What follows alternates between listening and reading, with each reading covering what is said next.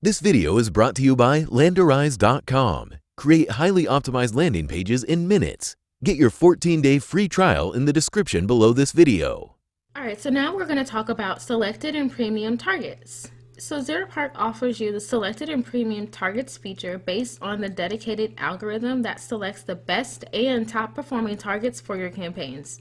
The algorithm is based on historical data and global performance of the targets. So in other words, every time when you click Add Selected Premium Targets for your campaign, a pre-selected group of targets will automatically be pulled with the proven performance over the past 7 days. And this feature is available only for target campaigns. The selected or premium targets list is refreshed every 12 hours, which means you can refresh the target list by clicking the option every day. However, it is possible that the algorithm will show that there are no new targets after 12 hours. Each time you click the button, it will just add new targets to the existing ones. The previously selected targets will remain on the list. And to add new selected and premium targets, you need to update the targets manually. Selected targets. So the list of selected targets is based on multiple types of offers.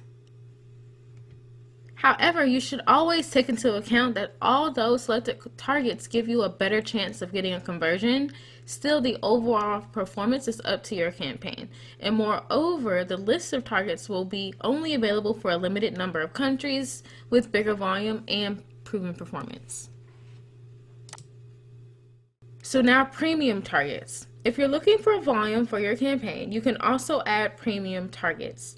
This list is selected by volume from top targets from the Zeropark premium traffic segment. That gives you more data for split testing on the best quality sources. So to add that, you will go to Add Premium Targets, and here you have about 2,068 premium targets, and the recommended price is a penny. So we would add, and that would be it. And now for your custom targets. Now, even though you use the selected or premium targets, you still can add your own custom targets, and as a result, you can compose your own target campaign based on the suggested targets that are provided to you that you would like to test.